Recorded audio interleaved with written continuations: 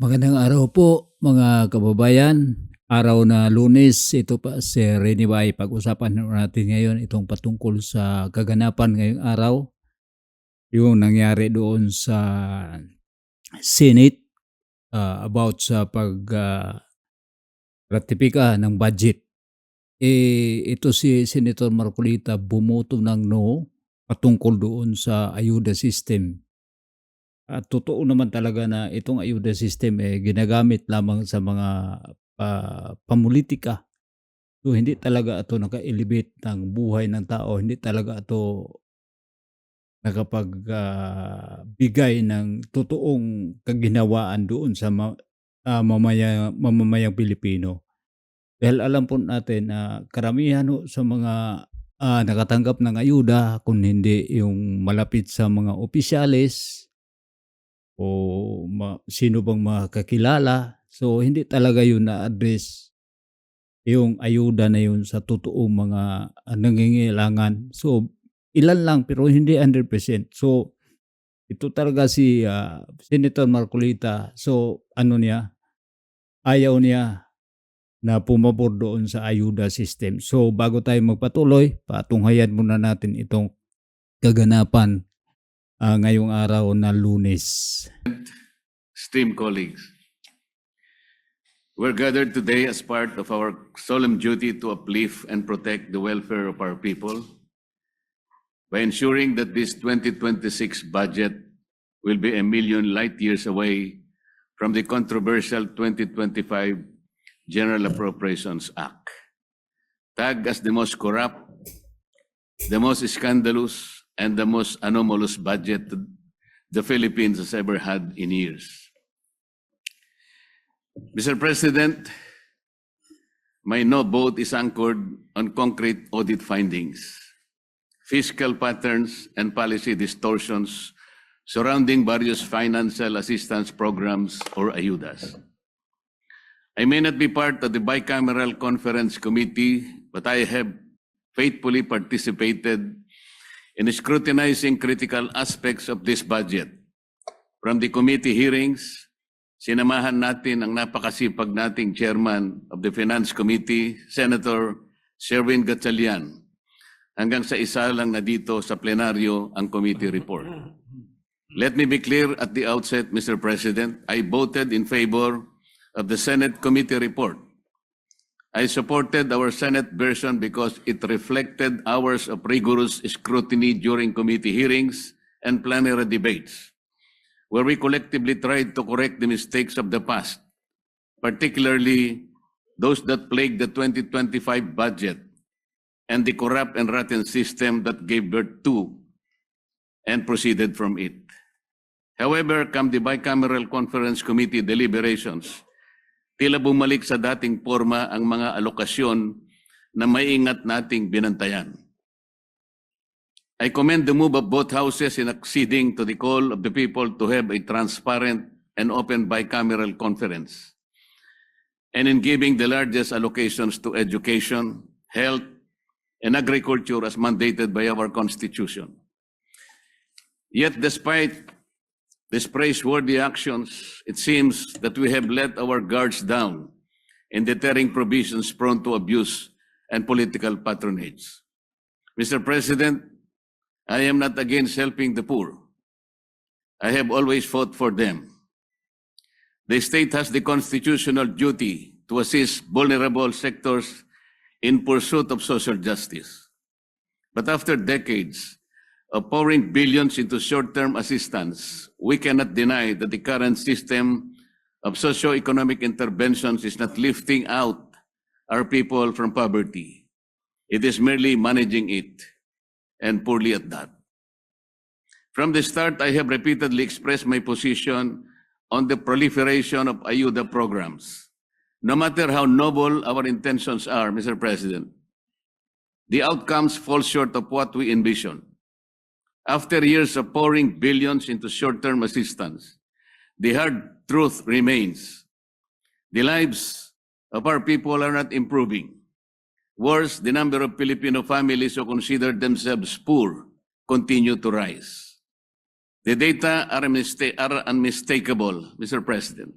The September 2025 Social Weather Station survey revealed that 50% or at least 14.2 million Filipino families consider themselves poor, 1% higher than the 49% previously recorded just 3 months earlier.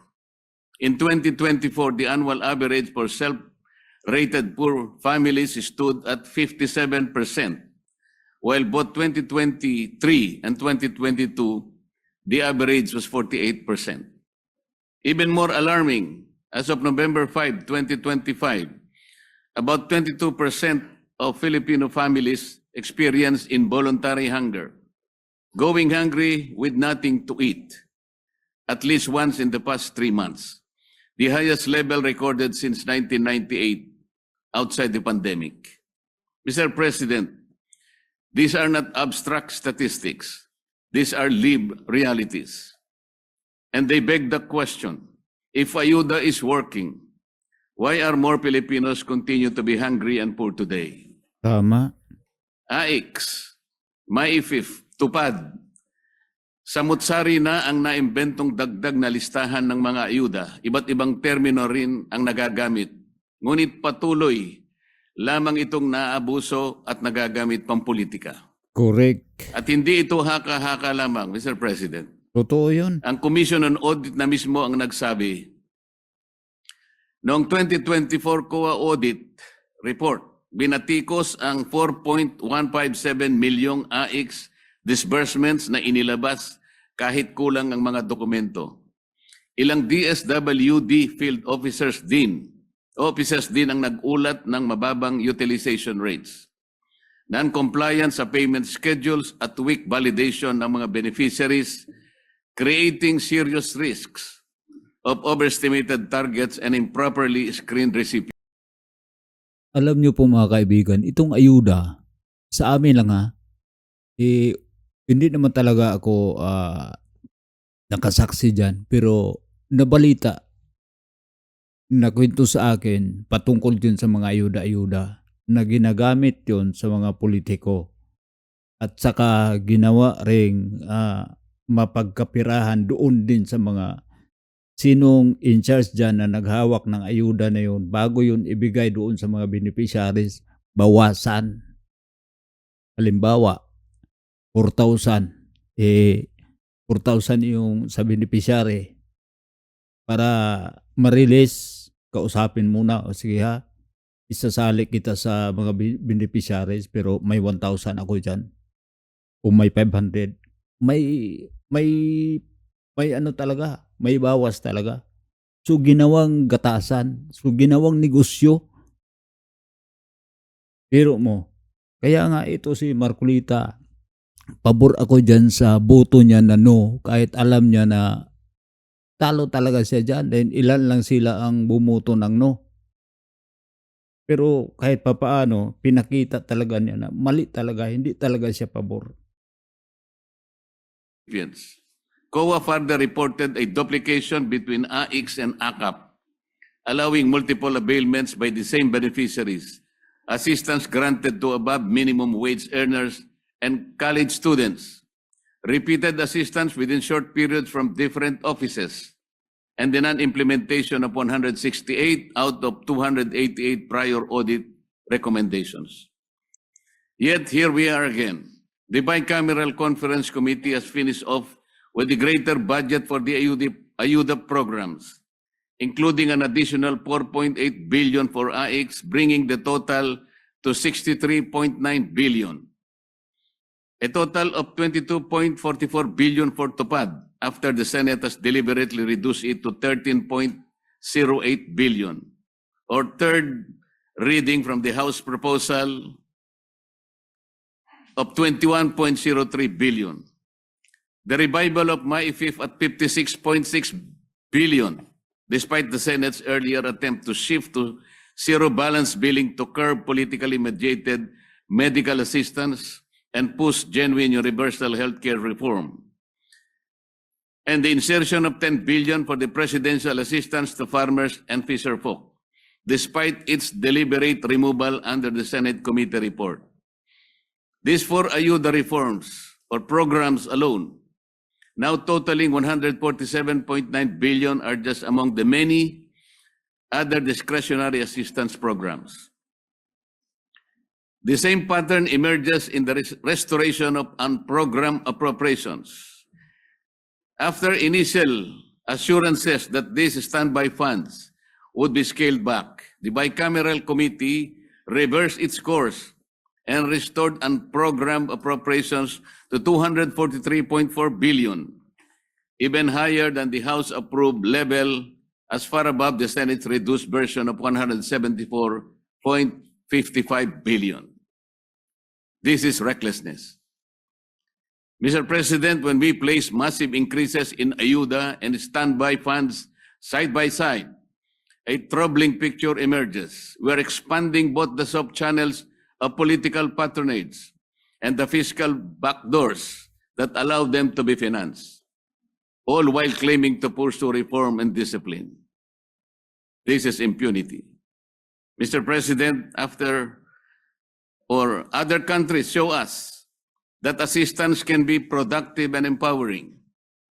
Vietnam, for example, focuses on livelihood-enabling support, such as boats and fuel subsidies for fisherfolk, rather than endless cash handouts that foster dependency. Yun ang magandang klase mga assistance. Idirekta mo doon sa gusto mong programa. Hindi tulad yung cash yung ibibigay sa bawat tao. Doon makukurap eh. Pera na kayo yun, hinawakan. Halimbawa sa akin, nakahawak ako. O 5,000. Sa harapan ko itong beneficiary. Sabi ko, sige. Cut ako dyan na 500 or 1,000. Madali lang yun. Halimbawa sa isang taon, 3 beses yung release ng ayuda. Halimbawa lang yun. Kaya yun ang laging ginagawa. Tapos ilang beneficiaries doon. Maliban doon sa pag-release doon sa pinakamataas na politiko, sino pa ka na dyan, bawasan na. Pagdating pa doon sa baba, bawasan pa. Ano bang mangyari sa tao na nakatanggap doon? Halimbawa, 5,000. Wala na, ibibili lang niya kung ano-ano, magagastos lang yun. Hindi siya talaga hindi tulad itong panukala ito ni Senator Marcolita na gagawan niya ng paraan basta may magsuporta sa kanya, yung pera na yon instead na ibigay mo sa mga ayuda system, kung anong mga pangalan pa dyan, ibigay nilang doon, subsidy doon sa power consumption natin sa bahay. Pero mo yung plano niyang panukala, 200 kilowatt hours pababa, libre. Ibaba ang tax o tatanggalin ang tax. So mas bababa pa. So napakalaking bagay. Halimbawa itong nasa mga 200 kilowatt, magkanong kilowatt ngayon? Ilagay lang natin tag 10 pesos per kilowatt hour. So sa 200 kilowatt hour, nasa 2,000. So biro mo, buwan-buwan may 2,000 na mag-subsidize doon sa electric bill mo. Napakalaking ginawa, di mo na alalahanin na o baka maputulan ako ngayon. Ang sayo lang, kailangan mo lang talaga makontrol itong usage mo. Dahil pag lumampas ka ng 200 kilowatt, ay hindi ka nakasali doon sa hindi ka nakasali doon sa subsidize. Babayaran mo yung buo. So, ito talagang 200 kilowatt sa mga maliliit lang na bahay. Kung sabihin natin doon talaga sa pinakamababa, yung pinakamahirap talaga. Halimbawa itong mga consumers ng elektrisidad na mayroon lamang ilaw, may isang electric fan na paklip-klip, tapos ito lang maliit na sound system nila, plug lang. Hindi sila makaabot ng mga 200 kilowatt per month. So, nasa mababa lang. Napakalaking tulong na talaga. Or kahit sino na gusto lang magtipid, na hanggang dyan lang ang electricity niya na usage, so makaabil sa, diba? So, napakaganda to. Pero ito, alam mo natin, karamihan dito sa mga kasama nitong kasama nitong mga mambabatas ayaw diyan dahil alam mo natin nakalinya din sila dun sa alam mo po, yung mga pulitiko natin ngayon, kahit malalaki na tiyan, makita natin busog pero itong utak nila gutom pa rin, laging kinukulang. Kaya ayun, naghahanap ng paraan na, makakulimbat pa ng pera. Iilan lang silang piraso dito na ganito sila mag-isip. Ito si Senator Marcolita, parang nag-iisa lang dito o masuportahan siya ng ilang, senador, si, Robin Padilla. Doon naman sa Kongreso o sa Kamara, ilang piraso lang yung mga babata pang mga congressman na matatalino at saka matatapang. So, sana ito, makalampas or itong mga piplano ni Marcolita na mga batas na para talaga na makapenetrate talaga doon sa mga tao at talagang maramdaman talaga mga tao yung kaginawan. Hindi tulad itong mga ginagamit ngayon mga ayuda-ayuda system na kung sino lang ang mapapaboran. Yet in this bicameral report, we doubled down on program funds and lump sum assistance instead of redirecting resources toward long-term solutions for food security, jobs, education, and healthcare systems. The Philippines can take it a notch higher by enhancing the implementation of our electricity lifeline rate. Senate Bill number 63, one of my priority bills, Mr. President, aims to exempt all household consuming 200 kilowatt hours of electricity or less. Palakpakan natin mga kababayan, marami talaga dyan. Walang pinipili dyan, mayaman o mahirap, basta umabot ka lang dyan. Yun lang ang konsumuhon mo.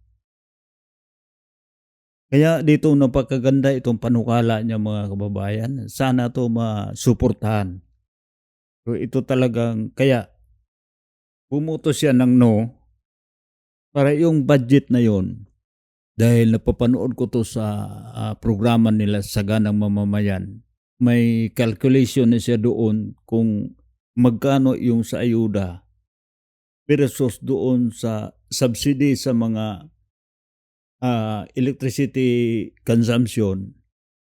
Mas makakatipid pa, mas mababa pa ng kunti kumpara sa ibibigay mo ayuda-ayuda, yung pera-pera, yung mga anong ginagamit dyan sa mga politiko talaga, yung distribution. Hanggang ngayon, ano talaga sila, may pagrupo-grupo, ilan lang, tapos mag-distribute sila. Laging papogi yung ginagamit nila yung pera. Pera ng gobyerno yun. Instead na, pero may hakutin mo, kailangan pa yung mga tao doon, maghintay pa doon. Tapos maglilinya pa. Tapos yung mga listahan, yung mga matatanda na doon. Tapos ginamit nila talaga politika, papabango, papakita sa mga tao, ito kung di pa dahil nitong congressman ito, di pang dahil itong sinong hipokritong politiko ang gumagamit dyan. Kaya ito si Marcolita ayaw niya na ganun. Kaya sana itong bill na isasampa niya, sana magkaroon ito ng resulta ng maayos para naman matamasa kahit man lang pakunti-kunti. Dahil malaki talaga tulong itong power consumption, electricity, 200 kilowatt. Naku po, napakalaki doon. Tapos buwan-buwan pa yon. Halimbawa, ma-maintain mo ng isang taon. Halimbawa, sabihin natin na nag-average ka lang 1,500. Itong makukonsumo na bill, buwan-buwan yun, 1,500. Bihira lang yun, yung mga nagtitipid talaga yun, yung medyo walang masyadong appliances, na naglalaro lang sa mga 600, 700 yung niya, yung power consumption niya. So, instead na magbabayad siya na gano'ng halaga na galing sa bulsa niya, wala na siyang alalahanin, 'di ba? So, napakalaking tulong talaga. Halimbawa, hindi na maubos 'tong sabihin natin o nasa 700 lang. So, for following years kung ma-expand pa 'yun mas marami pang may madagdagan pang mga beneficiaries diyan, mas marami pang taong Pilipino maka-enjoy diyan sa subsidy na 'yan. 'Yun ang pinakaepektibo. Tapos balak pa niya na tatanggalan itong sa electricity natin, tatanggalan itong tax, tatanggalan itong systems loss dahil tayo ang nagbabayad ng mga konsumidor, yung systems loss. Yung alkanse nila sa power na pumunta sa hanggang dumating sa bahay natin. Panukala ni Senator Marcolita, sana 'to ay makalusot 'to, masuportahan na 'to ng mga kasama niyang mga mambabatas dahil napakaganda ang layunin niya. Dahil, sa ngayon ang dami kayang, magtatanong, "O Senator Marcolita, nasaan na yung pinapangako mong libreng kuryente?" Ito mga kababayan, ito kasi dahil mambabatas hindi ka naman lang, nagsulo diyan, hindi mo naman sabihin na ito ang gusto kong batas, gusto mo na rin. Kailangan pa rin itong sang-ayunan ng mga kasamahan mo, kailangan pa rin itong maaprubar doon sa mga kasamahan mo kung at saka saan kukunin iyong budget. Dahil itong itong pera na gagamitin nito, pera ng gobyerno. Hindi 'to pera galing ni Marcolita. Dahil alam mo natin, itong may mga ibang, mga Pilipino rin na hindi pa masyadong naintindihan saan talaga manggaling yung pera. Dahil ngayon pagkakaalam ng karamihan lalo na doon sa mga liblib na lugar, pagkakaalam nila na ang pera na pumunta sa kanila ay galing talaga sa pulitiko. Halimbawa ako, si Rene Bay, isang congressman, magpunta ako sa isang pinakaliblib na lugar. Sabihin ko, "Oh, ano bang gusto niyo dito? Libreng kuryente? Ako nang bahala. Wala kayong babayaran buwan-buwan." Pero hindi nila alam anong ginagawa mo. Kumukuha ka ng pera sa gobyerno, i-subsidize mo doon. Halimbawa, mapunta ka doon sa electric cooperative, o may pera, may budget tayo rito. Hanggang ano 'to, isang taon 'to. Itong may mga beneficiaries ako ng mga 20 katao diyan, babayaran ko 'yun isang taon. Basta hindi lalagpas ng ganito. Halimbawa, magawa mo 'yun, pagkakaalam ng mga tao na natulungan mo, sabihin sa kanila, "Ang galing talaga ni mapapira 'to si Rene Bay na congressman." Biro mo binayaran yung elektrisidad diyan. Nagpapagawa pa ng paaralan, nagpapagawa pa ng kalsada. Pagkakaalam ng iba, karamihan, ang pera diyon, pera ng pulitiko, hindi. Kaya yun ang mga ginagamit ngayon, ayuda. Kaya mawala yung mga style na bulok na yun, doon na talaga sa gobyerno. I-arrange na talaga kung saang mga institusyon, halimbawa saang sektor, halimbawa doon sa energy distribution sector, maglagay sila ng pera doon, o anong agreement na gagawin nila. Saan i-realign yung mga budget na mapunta doon instead na mapunta doon sa mga ayuda-ayuda system, kung ano pa namang pangalan ng mga ayuda diyon. Mapunta lang doon sa, sabihin natin diyan, sa programa niya sa electricity, yung pagmabayaran yung power consumption. O halimbawa doon po sa education, halimbawa magkaroon ng, sabihin natin, ng scholarship. Sa aming lugar may programa para doon sa scholarship. Kung sino talaga yung mga qualified na itong mga wala talagang kakayanan na makapag-aral ng kolehiyo, Tapos qualified naman sila, masipag, tapos matalino, tapos, walang gano'n, masipag mag-aral at matalino, mataas yung rating dahil alam mo natin hindi naman tayo gagastos ng mga taong bulakbol. May equity talaga yun, kailangan may counterpart na ang kasipagan.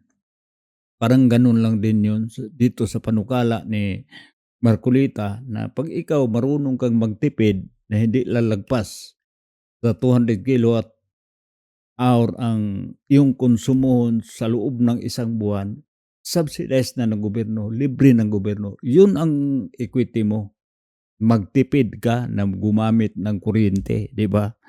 So, napakaganda.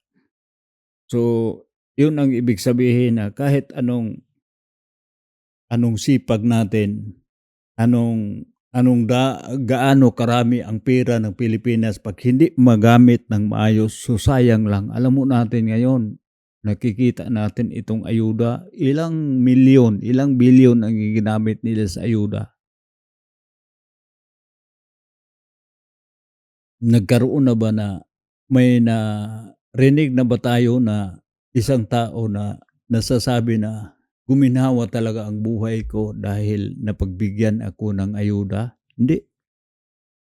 Pero itong sa panukala niya na may libreng 200 kilowatt pababa na power, malaki talaga yun. Halimbawa sa isang buwan may babayaran ka ng kuryente, ah, tubig at saka ano pang mga babayarin mo. Halimbawa 3 lang yung common na bills mo sa isang buwan, mabawasan ng isa. Napakalaking ginhawa, 'di ba?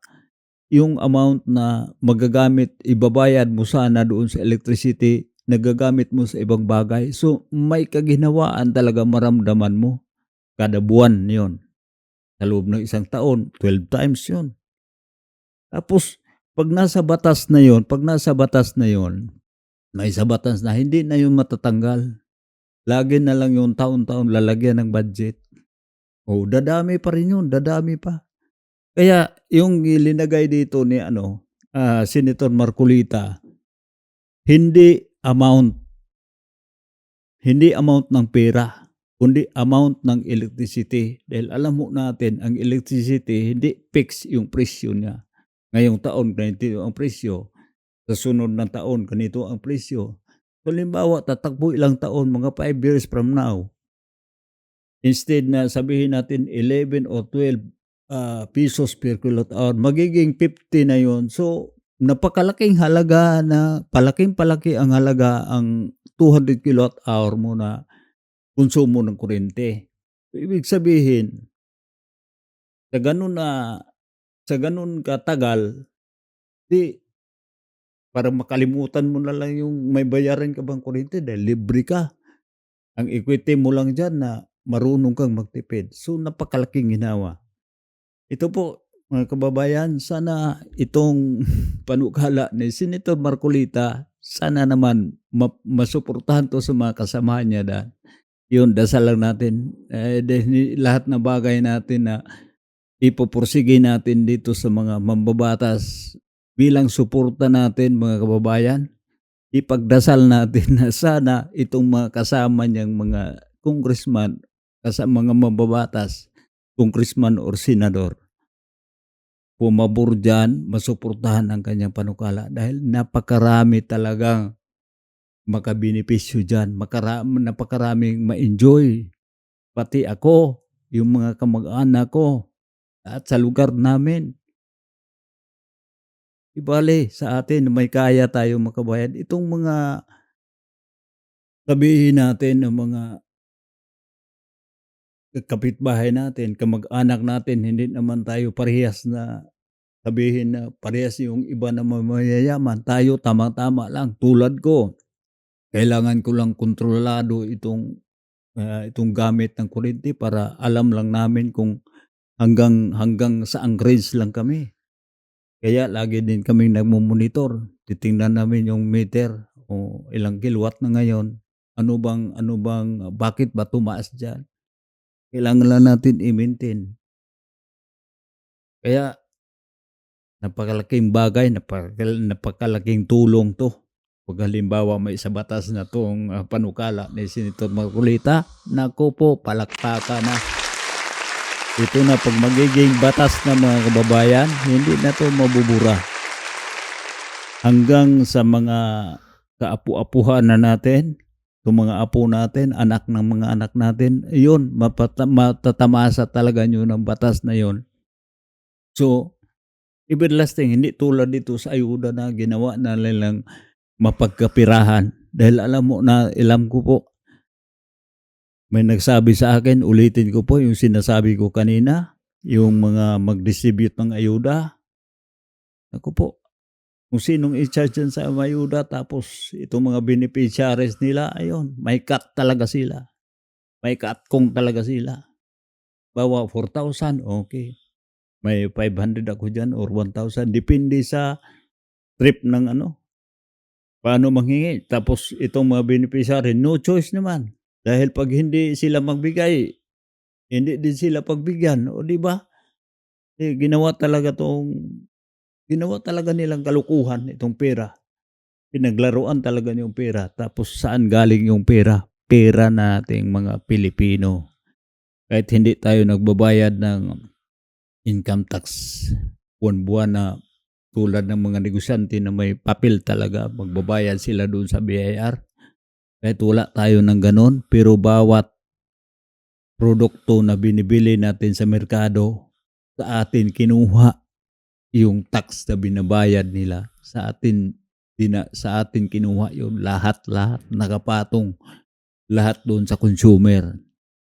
Kaya alalahanin natin mga kababayan, ito lang.